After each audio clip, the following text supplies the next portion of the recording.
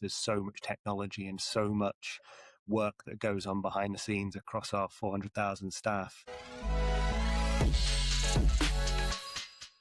Hello, and welcome to another episode of the DevLab podcast. Today, we're joined by Harry McLaren, Head of Cyber Defense, and Jason Larkin, Head of Platform Security Architecture, both at Tesco. Both are leading critical parts of Tesco's security landscape, from large-scale detection and response to designing secure platforms across cloud and infrastructure. We're going to unpack what it really takes to defend a business operating at massive scale, how architecture and threat response come together, and why the basics still matter more than most people realize. So firstly, welcome to the podcast, Harry.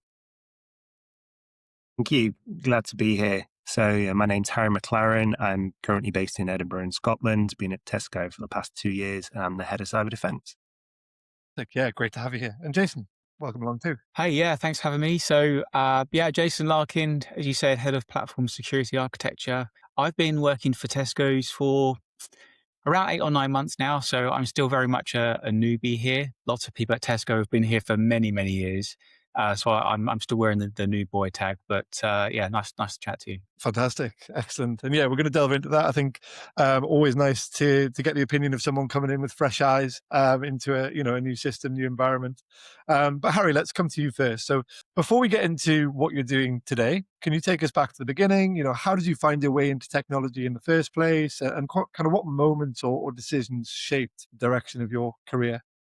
Yeah, happily. So I was somewhat of a stereotypical nerd. So 11, 12 years old, I had a paper round. I think I was paid £5 per week back in the day. And I used that money to basically buy computer parts. So I had some slightly older friends who I think their parents had got them into building their own computers. And I remember spending, I think it was £65 buying a 40 gigabyte hard drive, plugging it into a AMD Athlon 2000 plus processor and loading up Windows 2000 on it. And that was my first kind of home built computer. And that was my first only computer.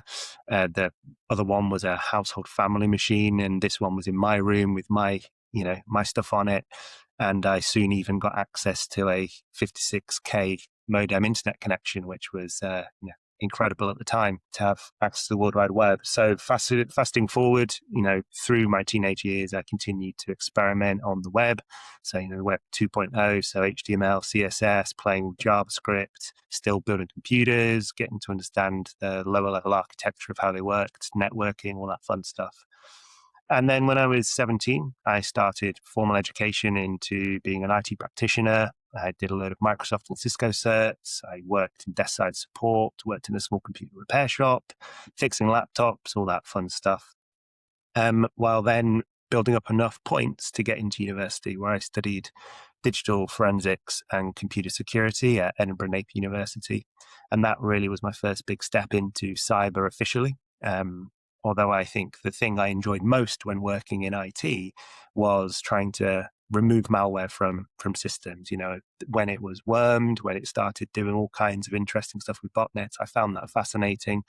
And it really just led to that kind of mouse game that we're all involved in today, which has, been one of the big changes from IT, was acknowledging that was what I enjoyed doing most.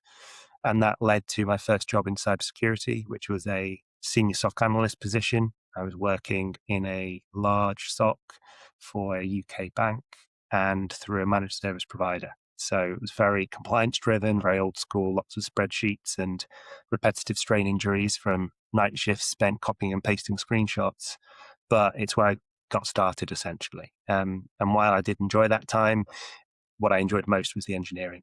So opportunities presented themselves. I became an expert in a number of big data tools, Splunk being one of them. And that really, again, was the next big pivot as I moved into kind of consultancy, being a consultant engineer, traveling around the UK and a little bit of the Middle East, helping organizations take their data, put it in Splunk and do interesting things with it for security incident response. And that brings us kind of fasting forward all the way up to the next big pivot, which was moving into product management, where I decided to try my hand at leading teams building software, building solutions for customers. Spent 4 years doing that.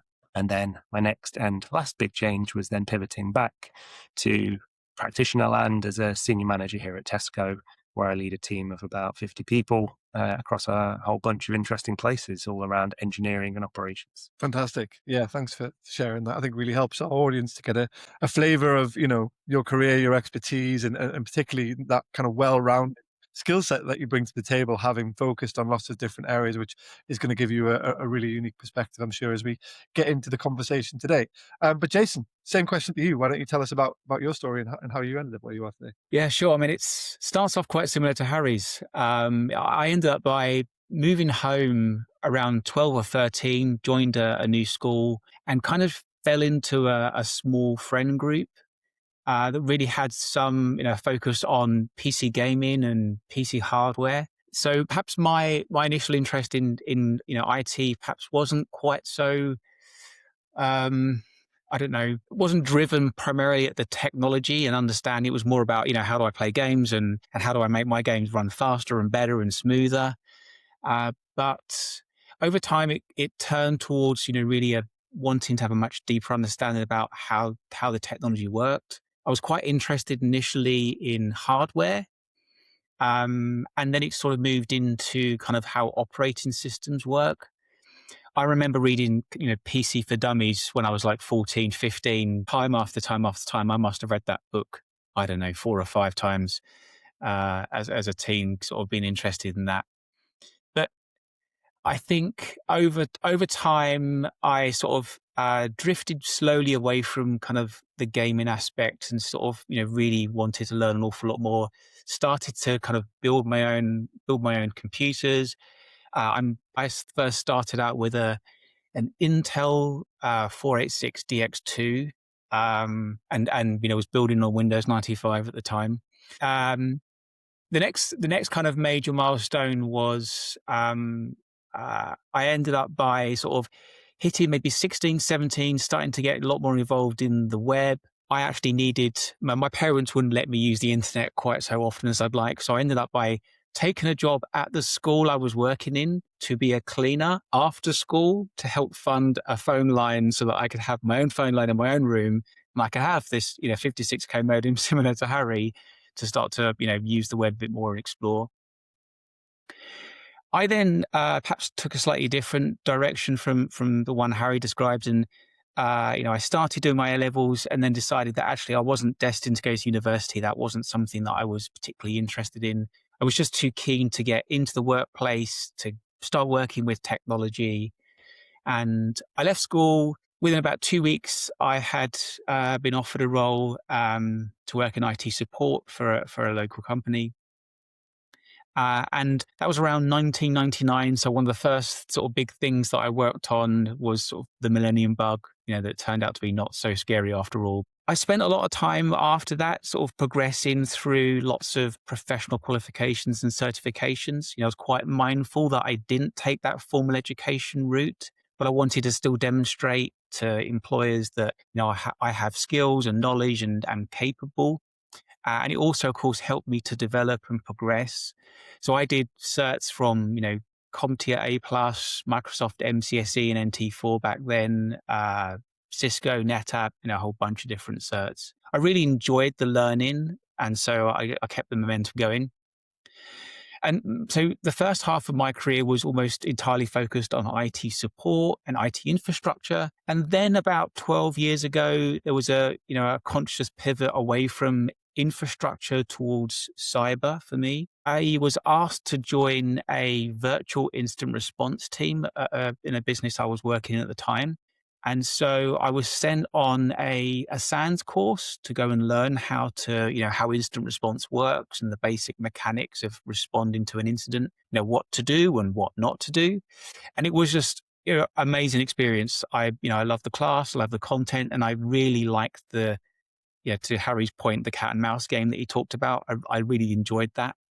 And so from there, I took a very conscious decision to move further into cyber. I took more SANS classes. I've taken various different roles in cyber across my second half of my experience. And here I am now at Tesco managing security architecture. Fantastic. And that's what we're going to delve into right away now. But I think for anyone out there listening in, bit of inspiration there. When you really want to kind of follow a passion, follow a dream, whether it's a paper round, whether it's a cleaning job, you've got to kind of roll your sleeves up and get stuck in and earn the right to go for it. So no, really, really nice to hear from both of you there. As I said, really, really good for the audience to get a bit more exposure to your past, to your journey so far. Seems sorry to interrupt. There seems to be a bit of a theme both in Jason and myself's background, and you'll see this across many of our peers and many of the people I'm sure we've worked with, and that is like trying to get comfortable being uncomfortable. Cybersecurity is a deeply technical as well as very broad and, strategically important domain. And I think, we're just always learning. I mean, there's so much technology and so much work that goes on behind the scenes across our 400,000 staff. And, in comparison to some of the global banks, we're a small organization, which is, somewhat insane to think about. But those that strive, those I feel that are most successful are those that kind of just, they try and roll with it. They control the things that they can control and they try and let go of the others. And I think it's clear from hearing more about Jason's past there that he's obviously had that diverse career by just exploring, by being led by intuition and interest. And it's resulted in, a really successful career today. And I feel that my journey kind of mirrors that in some ways as well. Yeah, 100%, and neither of you is kind of stuck in one vertical. You've kind of made those horizontal moves. You've taken on different roles. You've looked at problems from different perspectives. So yeah, really, really excited to get into it. And look, that brings us on really nicely. So you kind of mentioned, Tesco's is a huge organization. The security surface is massive. So let's get into your current roles and see if we can start to unpick some of that. So Harry, let's stick with you. How would you describe your current role in a way that helps engineers understand where your work sits and what problems you're solving day to day? Sure. So as a member of our cybersecurity leadership team, first and foremost, that word leadership is one of my key responsibilities. So that is a mixture of setting out strategy and intent for the years ahead. So making sure that we ultimately are driven by things that matter most to Tesco. So that means being aware about what our business is trying to achieve and then translating that into action, things that we can use within the cyber defense world to help Tesco do so in a safe way. So, safety is absolutely key as we continue to, experiment with new technologies in our stores, new distribution centers that use robotics, and of course, all of the digital footprint we have on the internet and internally within our offices. In the day-to-day, what that actually looks like is often working with the leaders that report to me and and the managers that report to them in helping ultimately deal with escalations and problems. So it's a very much a problem-solving role, as well as setting that kind of lofty ideal as far as where we want to head. There is a weakness sometimes in technology leadership, which is it can be very easy to kind of sit in our somewhat ivory towers and dictate how things should be without grounding ourselves in the reality of the day-to-day. And so I work hard with those that report to me to understand the needs of our business and the needs of our analysts and engineers that work within my team. Not perfect. And, we're always uncovering unmet needs, both to our stakeholders and our staff. But that would be one of the key things I spend my time doing is ultimately listening to pain and doing my best to work with my leadership team to, minimize it wherever possible. Fantastic. Awesome. Jason, same question to you. And it'd be great to focus, where are there perhaps some similarities and where are there differences in what you and Harry focus on? Yeah, sure. Well, I guess the first thing to say is that, everything that Harry's just described about leadership and running a team and being a member, of senior management, that's something that I share with Harry. I have a slightly different focus to him, but that core responsibility or those core responsibilities are shared and are true for me too. Now, I guess perhaps the difference really is that, my team is much smaller. I have a team of, 7 or 8 individuals. And what we really do is try to design defensible technology with guardrails so that engineers can build safely at scale and quickly without worrying about some of the complexities of security on the platform layer that they're working on. And we think of platform as a cohesive foundation, if you like, of infrastructure, software, and supporting tools that allow engineers and teams in Tesco to build their apps, their services, or their technology on top of it. And we work to do that by trying to, what we call, define this paved road. So my team tries to kind of figure out, well, these are the assets that we're trying to protect. These are the threats that these assets could potentially be exposed to. We then try to think about the control objectives that we need in security and then map those to actual controls that we deploy in Tesco so that hopefully we end up with this very strong, secure by default, defensible platform that then engineers can, let's say, can build their technology on top of. So I've got, I guess I have it's a very different position to Harry, but, our work really supports each other. Yeah, 100%. And let's stick with you for the next question, and then Harry, it'd be great to bring you on it as well. So you are sitting on different sides of the defensive puzzle, whether that's strategy, detection, response versus the platform and architecture side of things. I think, really well detailed there in terms of where your broad responsibilities overlap and some of the differences. Where do you really rely on each other? Where does the collaboration really come into things? Yeah, I think the first off is, I think, just make clear that strategy is not something that we do in isolation from each other. I imagine I have my own thoughts, views, goals, my views on how things should look in the future. And, so would Harry and many of our other, senior leaders in cyber. So in reality, that the strategy is something that we share. We talk about it, we think about it collectively, because trying to do that in isolation just doesn't work very well. So that's something that we share. If you think about what I've just described, that we try to build defensible architecture. We try to ensure that we build systems and platforms that are secure by default, that will, we've got preventative controls to try to stop threats from being realized inside the organization. And that hopefully gives Harry's team, a good starting position that, they are now trying to, detect, respond to anything that happens afterwards. I think I'd summarize it in that platform security architecture tries to reduce the likelihood of compromise and reduce the blast radius when something unfortunately does happen. We do that through secure design and patterns and trying to secure that platform. And then, if I think from cyber defense, I think that's, cyber defense is there to detect and respond to incidents. But I think that cyber threat intelligence, which is also something that Harry looks after, really keeps us both pointed at the threats that actually matter. I know I've sort of stepped into your descriptions a little bit, Harry, but I'm interested to know what you think about how their teams work together. Yeah, I mean, broadly agree. And if I delve into that CTI opportunity there, one of the challenges we have in cybersecurity full stop is there is an almost unlimited way that adversaries can interact with your attack surface. And by that, I essentially mean any organization's digital presence, which of course sometimes spills out into the real world. That means that prioritization is priority number one. So making sure that we are ultimately spending our energy, our money, our project budgets and all that fun admin that we have to do a couple of times a year goes into places that are going to lead to the best possible outcomes for Tesco, its staff and its customers. Cyber threat intelligence is one key data point in prioritization because it doesn't do this always, but it should be able to describe what does the threat landscape look like as oriented towards Tesco in general. So sometimes that's super specific. So where we hear of a threat actor specifically targeting Tesco for whatever reason.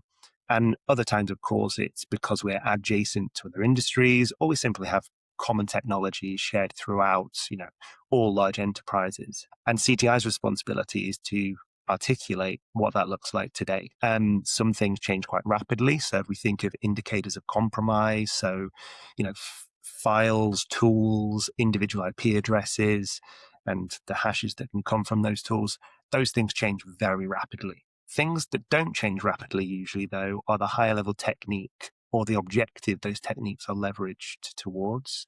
And CTI can then try and map and show them on a continuum of what should we care about most. So if we think of what has happened across many UK organizations in the last year, that is the impact of ransomware, of organizations using techniques that gain access to and then exploit weaknesses in configuration to essentially ransom them. And that, of course, had significant impact across the sector. So what CTI does is they go, well, for human-operated ransomware, here's the top 10 things that we at Tesco should care about. And some of them might be the same as every other retailer or manufacturer, but some of it might be super specific to types of technology we have today. And that, to Jason's point, is that searchlight that should then direct other teams' investment in any kind of change that minimizes the risk of exploitation. And CTI is one of the teams that does that. Under my remit, vulnerability management or attack surface management is essentially the other side of that coin. They're there to then describe when an adversary looks at Tesco, what do they see? What software, what systems, what hardware, what firmware, what do they see when they look? And between those two teams, you get that prioritization of worry about these types of threats because they're going to target us and see X. The resulting impact could therefore be catastrophic. And that's where you put your effort. And so background to then architecture, that helps inform Jason's very long list of things that he wants to improve, mature, work with our technology partners to embed, because he knows then where the bang for buck is likely to deliver the most impact for Tesco. And without that, you can design everything perfectly in an unlimited world where resources are free and everyone does what you ask them to, but that's not the real world we live in. Fantastic. Yeah, no, I think really, really clearly explained, and I think gives everyone out there a taste of how those two worlds really kind of overlap and rely on each other, as well as some of the kind of subtle differences between the responsibilities. But look, we're going to take it back to basics now. So I think some of the hardest problems in security often aren't necessarily the advanced attacks, but getting the basics and the fundamentals right at scale consistently. So Harry, let's stick with you for this one, and then of course we'll come to you, Jason.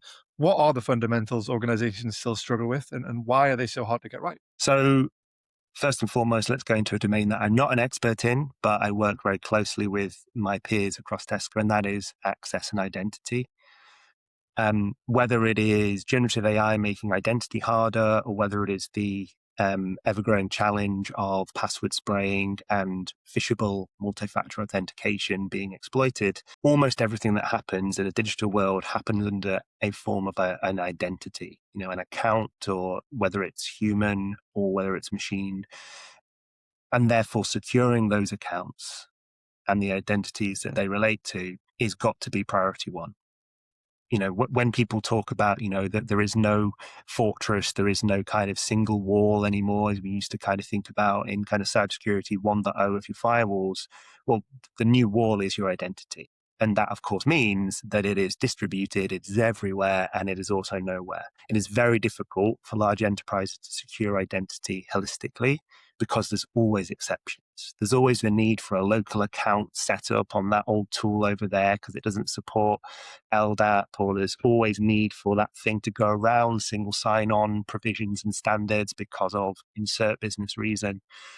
And so you struggle first and foremost to, let's say, do the basics of single sign-on, phish-resistant multi-factor authentication, good account management and provisioning. But let's say you get all of that right. So most of your accounts are now secured. They're hard to phish, if it's not impossible to phish, at least today, touch wood. The problem is that long, long tail of legacy, or not even legacy, but just exceptions. So even some modern technologies are still released today with, let's say, quite low standards when it comes to leveraging identity protocols. There are still identity tools, so non-security tools, but identity tools that leverage old versions of SMB that have been vulnerable for literal decades. And yet they still ship that software today into production with exploitable and chainable vulnerabilities.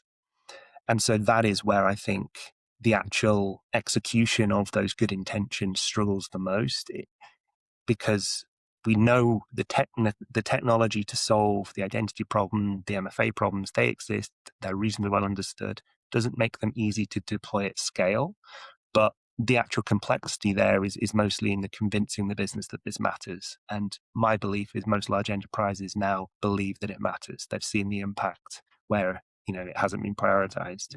The biggest remaining vector is that legacy and those exceptions when it comes to identity. So yeah, that's my first one. And I'll hand over to Jason to see what he's got. Yeah, it's a good opening a comment though on identity and access management. 100% agree with that. More and more threat actors are logging in rather than breaking in, and it's it has to be a focal point. I think you're right. For me, I guess if I was to pick another one off a list of kind of security hygiene, it's a topical one in cyber, but I think it remains true today that you have to understand the assets, the technology, the services that your business is using. Really hard to defend something and protect something that you don't know you have. And so, there's always this sort of internal kind of joke between technology and, IT and cyber around this kind of CMDB, this mythical, thing that records every system and every service that an organization uses. But actually, it's so important to have a good understanding about the technology that an organization is using so that we know that we've got, identity federated against a single sign-on system, a single source of truth, that we know that the service is configured with secure defaults. So that for me is probably the second item on the list. I've got a couple of others, but Harry, have you got a third thing you want to add before I perhaps pick up another one? So many to choose from. So I think I'll lean into the cyber defense side and say that the next is knowing how to respond effectively, because no matter how much protection, prevention, secure by design, secure by default, that is in place, and it should be in place and very carefully considered and implemented and monitored. There's no such thing as perfect security.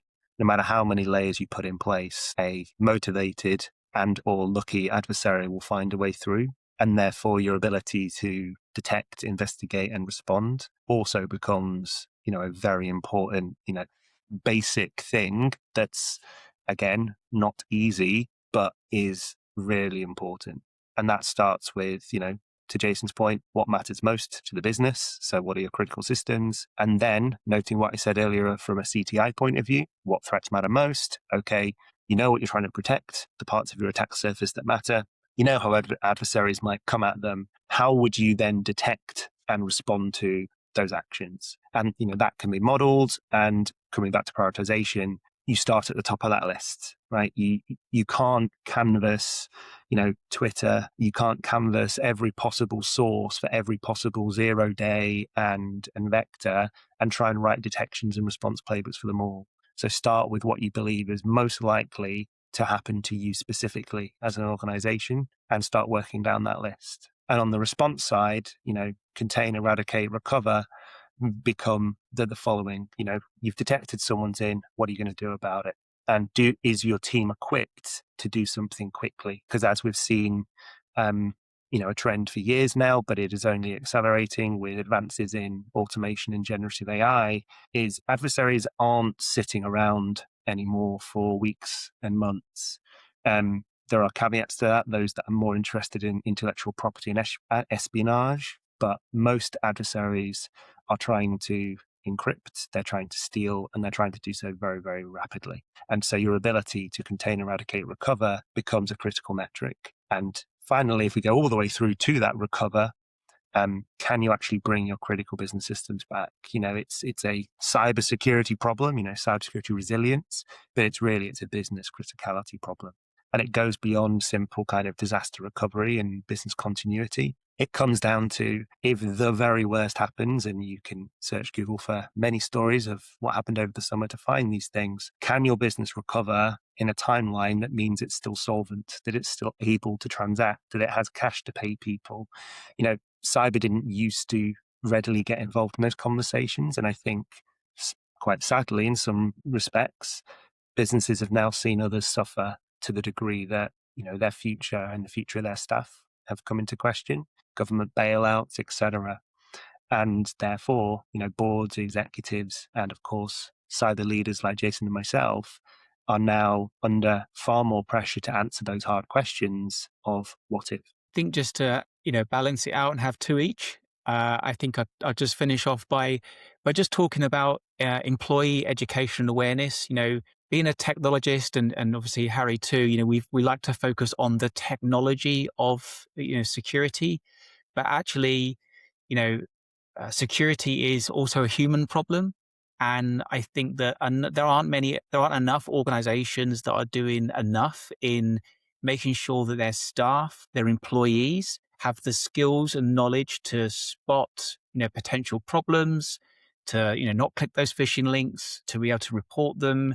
So I think I'd end this just by talking about just how important it is to do that really well. Thankfully at Tesco, we have a great team of people that do this. I don't think I've worked in any organization that perhaps does this as well as Tesco.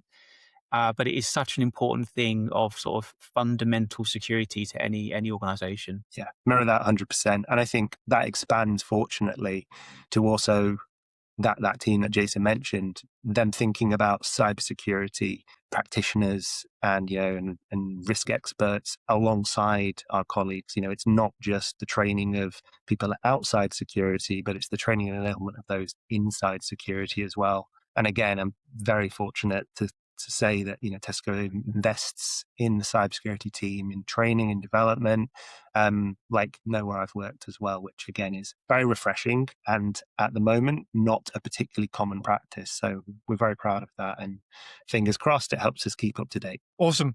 Look, really nice to just be able to sit back and let you both riff on that topic. I think we've got a really comprehensive summary of some of those fundamentals. I'm sure anyone out there listening in, maybe considering a role in cybersecurity, maybe you're studying at the moment, definitely go back and listen to those answers again, because I think, you're going to get so many great tips and, great kind of focus points from those answers. But Harry, we're going to focus on threat intelligence now. So obviously a big part of your role is trying to get ahead of problems. As you've already kind of discussed, some of the pitfalls of that. It's very difficult in this modern world where technology is evolving so quickly to do so. But how do you kind of know yourself like an adversary? How do you try to predict some of these threats? So adversaries' behaviors, they tend to come in waves. And as I mentioned earlier, some of those things change very rapidly and some of them change quite slowly. And so first of all, I think outlining that distinction up front is very important. The other is making sure you understand your intelligence requirements. We sometimes call them PIRs, priority intelligence requirements. And that is basically for your organization deciding what it is they need when it comes to intelligence. So some intelligence teams, for example, especially from vendors or possibly nation states or, the secret squirrel organizations out there, they have different needs than a giant retailer like Tesco might have. And so there is, of course, a Venn diagram. All these things kind of have some overlap and many of the skills are similar. But as an example, I would say we don't highly prioritize individual threat actors. So I wouldn't say we spend a great deal of time profiling every new potential group that exists that comes out, published on the internet. What we do is leverage a number of intelligence partners, both governmental, public and private sector, who do that on our behalf. And we, collate that information, we consume it, we analyze it. And then we use that to build what I would call more like a threat profile. So these profiles try and broadly talk about motivations of the bad guys, but without needing to get specific into, group APT1 cares about this because they are from this part of the world and it's mostly made up by this social and economic class of people. That kind of detail matters less to us, where it might matter a great deal to the security services. And so what we care most is about their behaviors and when they interact with Tesco, how they are likely to do so. So that, to use a kind of relatively new word is it's like attack path mapping or attack flow mapping. So it's saying that if an adversary comes at us with an objective of ransoming Tesco or possibly even taking down Tesco, from start to finish, what are they most likely to do? What is the path they would take theoretically as far as tactics and techniques? And then attempting to map that to actual digital systems within Tesco. So that's like the gold standard. It's not something we do every time. It's not something that I can say we've completed. We're on a journey. But that to me would be the best possible way of taking intelligence and applying it to real world scenarios that help us defend ourselves. Because what we get as an output there is a mapping of tactics and techniques, methods an adversary will try and interact with Tesco, to systems and security controls. And it helps us identify gaps and weaknesses, which are, again, the best possible place we can then place resources and investments to stop that adversary as soon as possible before they get to whatever their objective might be. Excellent. Jason, did you want to come in on that at all? Or? Well, I think Harry's the expert in this space and summarized it perfectly. I think, as an architect, I rely on a lot of that in threat intelligence, as we talked about earlier, just to make sure that we're trying to do the right thing from the platforms that people are building on. But yeah, I think, Harry has nailed that answer. Excellent. We're going to come to you on a subject that you are very much the expert on next, which is complexity, and perhaps the relationship that complexity has with good security. So, what are the types of complexity that can sometimes perhaps slow teams down or create risk, and how do you strip things back without blocking delivery? Yeah, so it's a tough one. And I guess, I draw on all of the examples in my career rather than perhaps individual things that I've seen at Tesco, given I haven't been here for a great amount of time. But yeah, there's lots of common themes. And I guess the first one that stands out to me is that there's just so many different ways to achieve the same technical outcome. That might be that, if you have a user or a service that needs to authenticate to a resource to get hold of some data, there might be 10, 15, 20 ways to facilitate that. And that complexity or those different options left to, engineers and different technology teams over time, they might all choose to do things in slightly different ways that suits their need or suits how their technology is working. And that can be influenced by whether their system is brand new or whether they've got a lot of technical debt and they're limited in some of the use cases that they will end up by using, or the configuration options that are available. And I kind of summarize this as sort of complexity for complexity's sake. Sometimes it can just, people can lose sight of the fact that they just need to do something in a very consistent and straightforward manner. And that ultimately leads to configuration sprawl, where things just become, really difficult to understand and to have some clarity about how any one thing is working in a technology solution because of all these different methods and ways of configuring it. That can also eventually lead to kind of hidden dependencies or unclear ownership. When you start to have layers of technology services and apps, lots of different configurations, people build on top of different systems and platforms. As soon as someone changes some configuration item, perhaps another system downstream stops working because there's been this change that isn't really well understood and no one really knows who owns the configuration. That could be a problem. I think something else that has popped up in my past, at least, is this kind of culture of exceptions.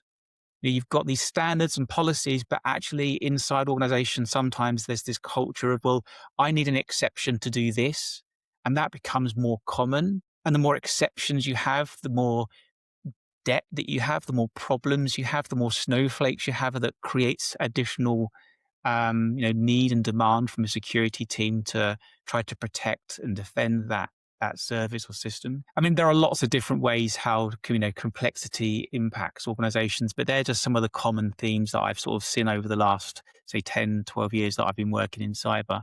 I think from an architectural perspective, we try to address that by going back to this paved road idea that I talked about at the beginning, where we try to, create patterns and blueprints and reference architectures that really try to protect against the common threats that have been linked to, perhaps threat intelligence Harry just talked about.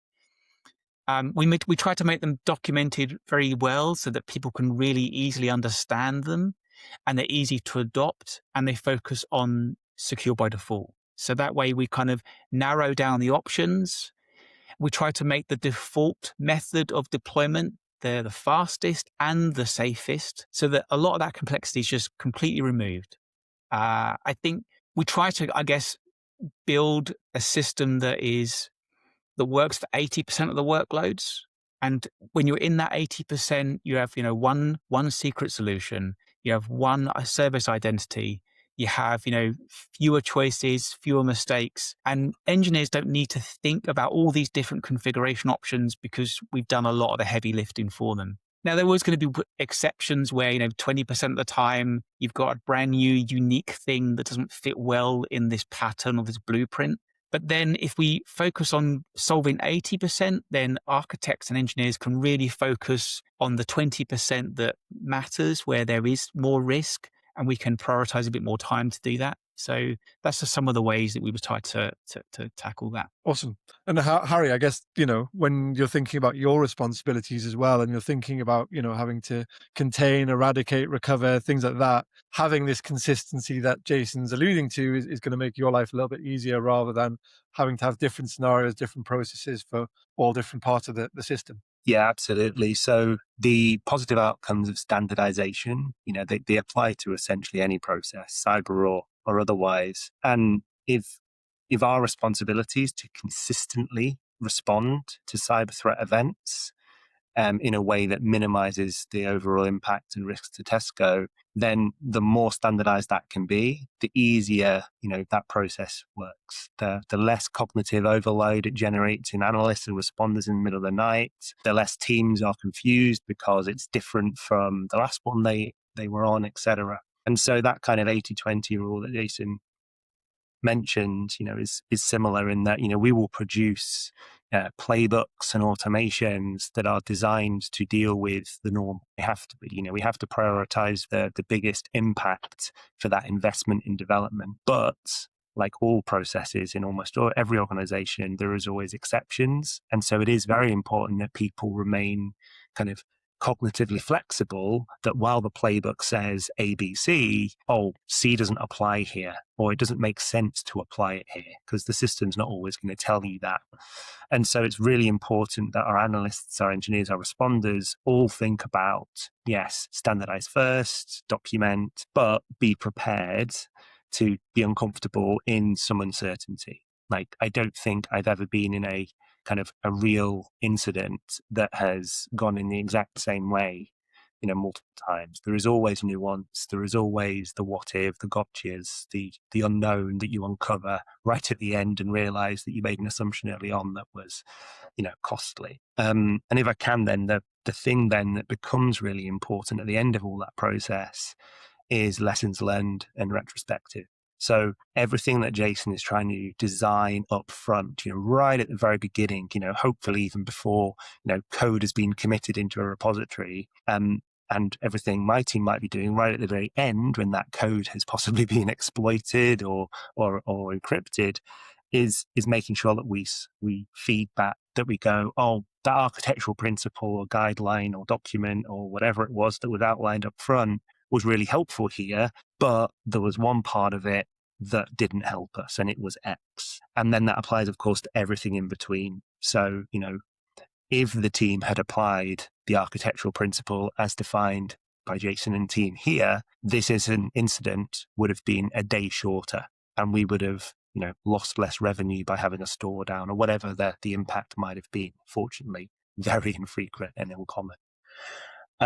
And I think having those standards becomes very helpful to us, because sometimes if you think of your typical SOC analyst or engineer, we're not going to have the technical expertise to understand how a very complex technical system has been put together across the business, possibly many years ago, or in some cases worse, last night. And therefore, it's really helpful for us to point to standards and patterns to say, this is how it should have been done. Because what we won't have in the moment is that deep subject matter expertise to say, actually, when designing an identity system, you should have done X, Y, and Z. We won't have that subject matter expertise. But if we can point to how to design an identity system at Tesco by Jason, then we can just go, if you'd followed that, we wouldn't have had the impact. And those kind of impact assessments, they speak the business's language, because no one wanted to be woken up at night. No one wanted to potentially, in this theoretical, have customer impact or regulatory impact, but we did. Therefore, let's solve it so we don't next time. And that's real material risk reduction or issue reduction. And I think without architecture, you're left kind of in a sea of opinions.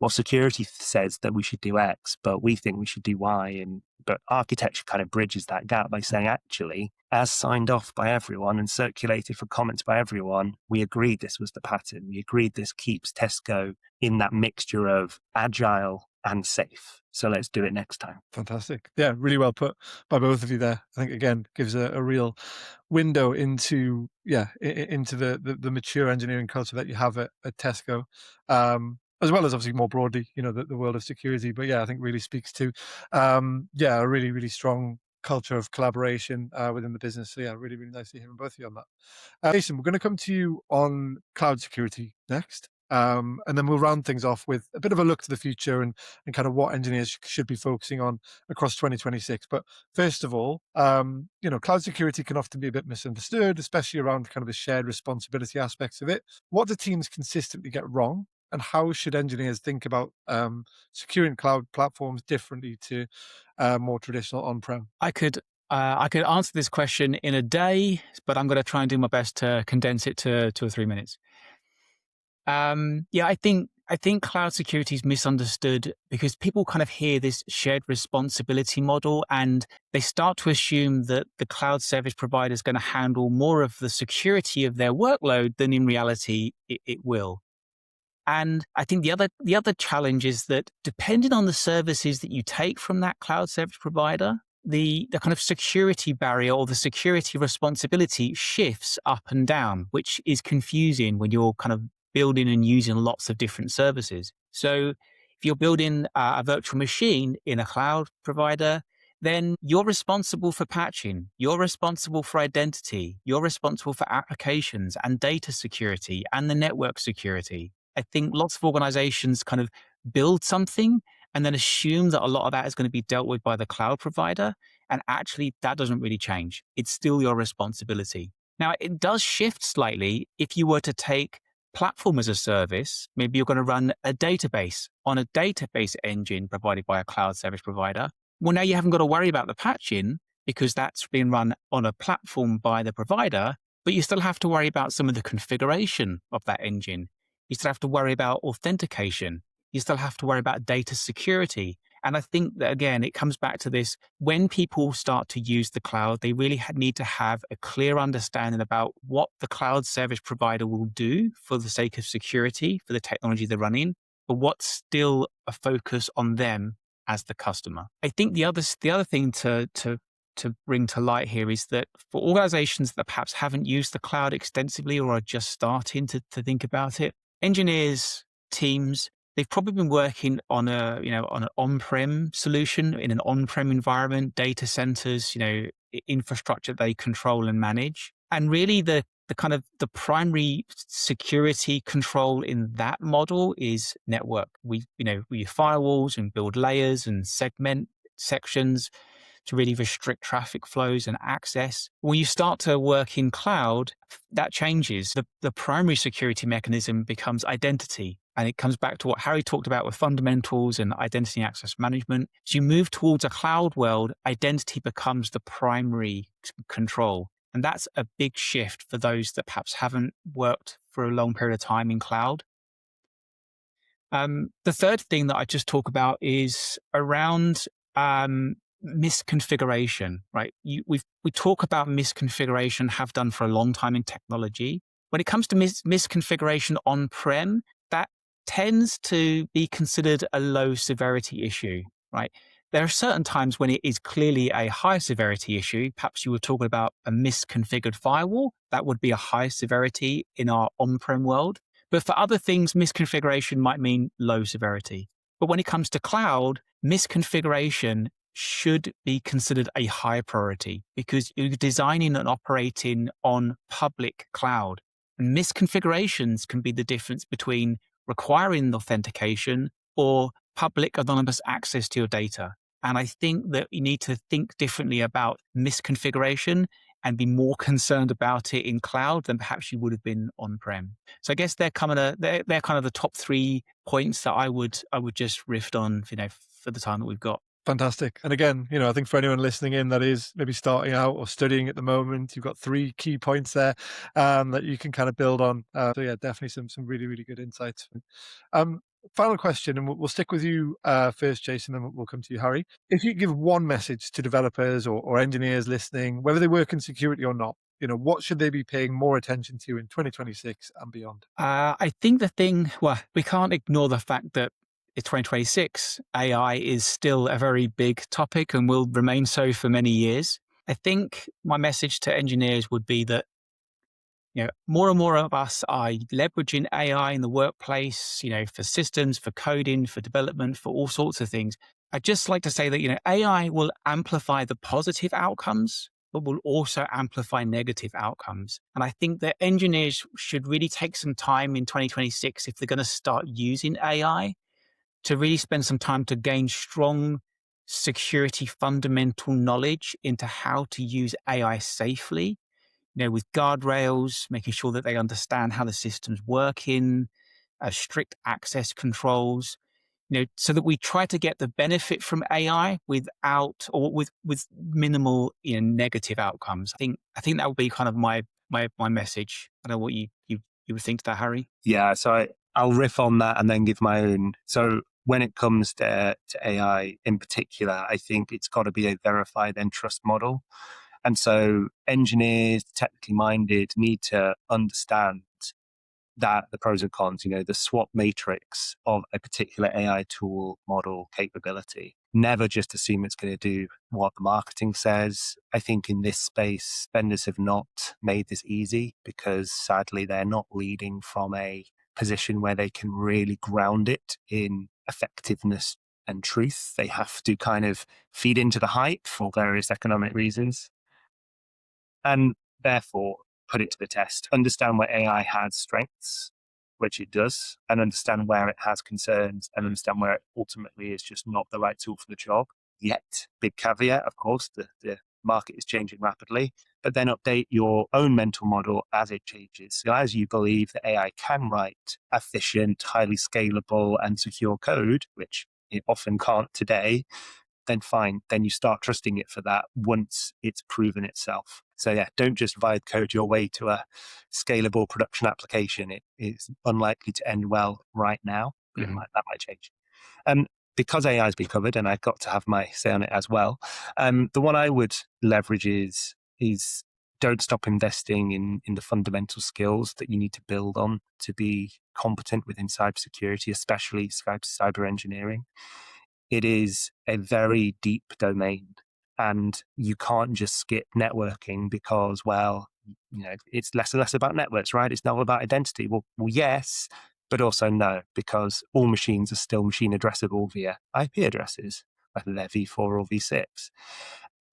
Oh, well, it means I don't have to care about scripting anymore, right? Because AI can do that. Well, yes and no, because if you don't understand how programming and software development lifecycle works, how can you partner with software engineers, whether they're machines and AIs or otherwise, to help them do it in a more robust and secure way? So sadly, there are no domains that you shouldn't know something about when you work in cyber, the degree of which depends on the role. But I would encourage any aspiring engineer to embrace automation, which AI is one factor, and never do the same job, more than twice. You do it once, fine. You do it a second time, well, now you know that it's going to be something that you have to do again. So work with the tools to appropriately use automation to automate it. I think that impact is going to become the key word when it comes to assessing cybersecurity professionals, not just how many tickets did they solve, not just can they talk a good game when it comes to adversaries and threat. They're going to need to be able to communicate how they ultimately help protect the business. And that's going to come via that word impact. So understanding how their effort translates into burning down risk is the fundamental impact most cybersecurity practitioners can have. And that's a journey that we're all on. It's not an easy task to do, especially if you're an engineer deep in the code, deep in the configuration. Conveying that to business value is a hard thing to do. Awesome. Yeah, really, really well said. And I think, look, we had both both sides of the coin there to round things out, right? AI, which is very much the buzzword, the hot topic. I was worried we were going to get through an entire podcast without any focus on it. So I'm glad we did hit the big red AI button at the end. But then also focusing on those kind of engineering fundamentals and the networking side of things and the more traditional side of things, and kind of not moving too far away from that as well. And again, goes back to the prior discussion around those fundamentals and how some of those basics are as important now as they ever have been. So look, thank you so much to both of you for joining us today. And thank you to everyone out there listening in. Once again, this has been an episode of the DevLab podcast, brought to you today in partnership with Tesco. So Harry, thank you so much for joining us. Pleasure. Been really great to come here and have this conversation. As always, there's many, many different ways to solve these problems. And, I'd love to hear, from, if you've listened to this and think it's interesting, reach out on LinkedIn, say hello. Lots of opportunities going at Tesco. We'd love to tell you about them. Awesome. Yeah, well said. And Jason, thanks to you too. Thank you. Awesome. As I said, this has been another episode of the DevLab podcast. Check out the description for all the relevant information. We've got, as Harry touched on, roles across all kind of domains within technology. So if you're interested, do check it out. And I'm sure you'll have a great experience with them. And yeah, please do take Harry and Jason up on their offers, I'm sure, to connect on LinkedIn and chat about any of the topics on today's pod. So thanks again for listening in. Please remember to like, subscribe and share. And we'll see you next time.